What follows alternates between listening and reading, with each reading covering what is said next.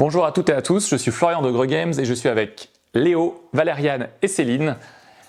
On se prépare à vous faire une petite partie filmée de Idavol, donc la nouvelle extension de Nidavellir. Et avant ça, je vais vous expliquer un petit peu les règles et ce que cette extension apporte au jeu. Cette extension introduit les cartes mythologiques. On va partir du principe que vous connaissez Nidavellir, que vous connaissez les règles. Là, je vais juste introduire les nouvelles règles, les nouvelles choses qu'apporte l'extension.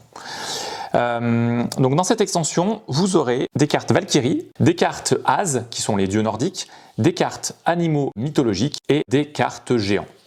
Les cartes Valkyrie fonctionnent comme une sorte d'objectif. Vous allez les prendre, les mettre dans votre zone de commandement et quand vous allez faire ce qui est indiqué sur la carte, vous allez descendre le petit marqueur qui est sur elle pour indiquer le nombre de points que vous prenez.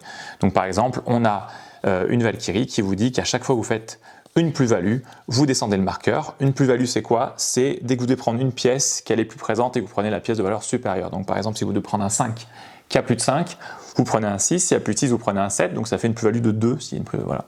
Donc vous descendez de 2 crans, du coup la Valkyrie, le marqueur sur la Valkyrie, et donc vous marquez des points. À la fin de partie, en fonction de l'endroit où est le marqueur, vous prendrez ce nombre de points. En sachant que les Valkyries vont en général jusqu'à 16 points max, donc si vous arrivez à avoir plein de Valkyries et à faire leurs objectifs, vous pouvez prendre vraiment beaucoup de points en fin de partie. Vous avez ensuite les dieux, les As, et donc dans ces dieux, vous avez donc Thor, Frigg, Freya, Odin et Loki.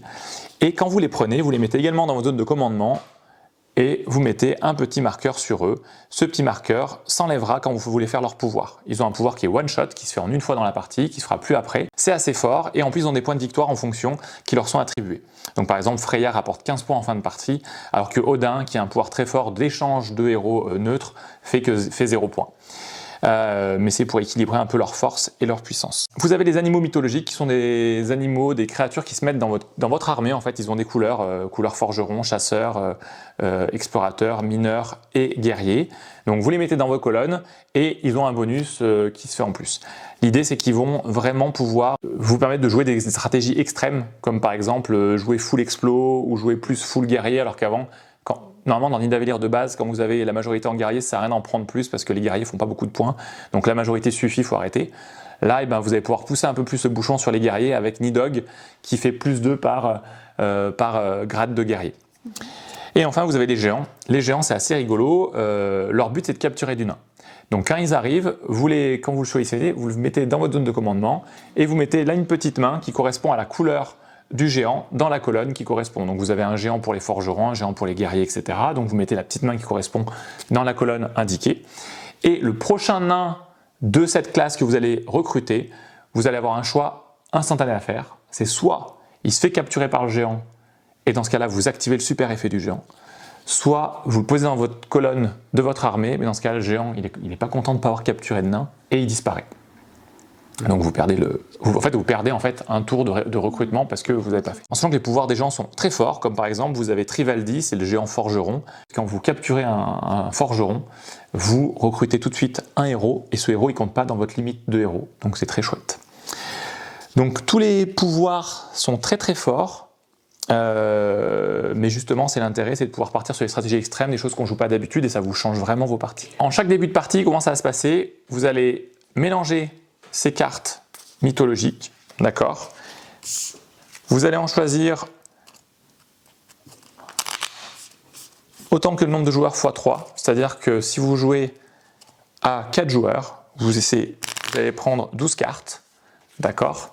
Et donc vous piochez 12 cartes, vous les mettez sur la taverne numéro 2, c'est la taverne du dragon dansant.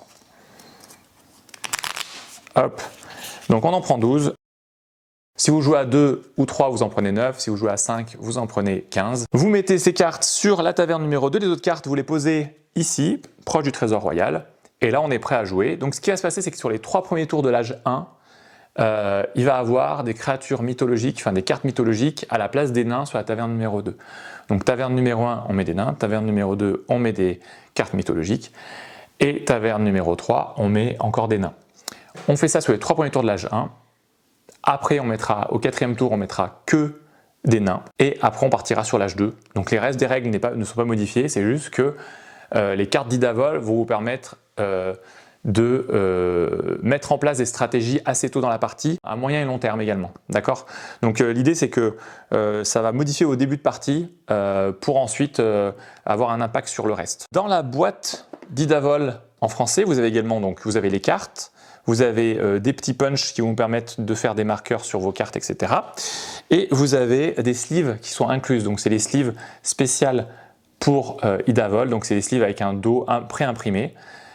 Si ça vous intéresse, si vous les trouvez chouettes, parce qu'elles sont de super qualité, si vous les trouvez chouettes, vous pouvez retrouver en fait toutes les sleeves pour Nidavellir et Sigvellir, donc Sigvellir c'est la première extension de Nidavellir, sur notre gros shop, donc en ligne. N'hésitez pas à aller voir donc dans la branche merchandising, vous verrez un peu ce qu'on a fait sur Nidavellir, les t-shirts, les sleeves, etc. Je vous laisse vous abonner, liker la vidéo, commenter, poser vos questions, n'hésitez surtout pas. La vidéo avec la partie complète arrive prochainement. On a également un groupe Facebook Nidavellir, n'hésitez pas à nous rejoindre pour partager avec la communauté vos parties, vos scores. Si vous êtes fan de Nidavellir et que vous savez pas, mais enfin si vous n'êtes pas au courant, mais on est dans le magazine, donc c'est notre webzine gratuit, on a mis un guide stratégique, donc ça va vous permettre de prendre des petits tips et de battre tous vos copains avec ça. Idavol est également disponible sur Board Game Arena, donc n'hésitez pas à les jouer en ligne avec vos amis. Toutes les infos seront disponibles sous la vidéo et on vous laisse pour la partie. N'hésitez pas à dire qui va gagner entre Céline, Valériane, Léo ou moi. Allez, à bientôt. Salut.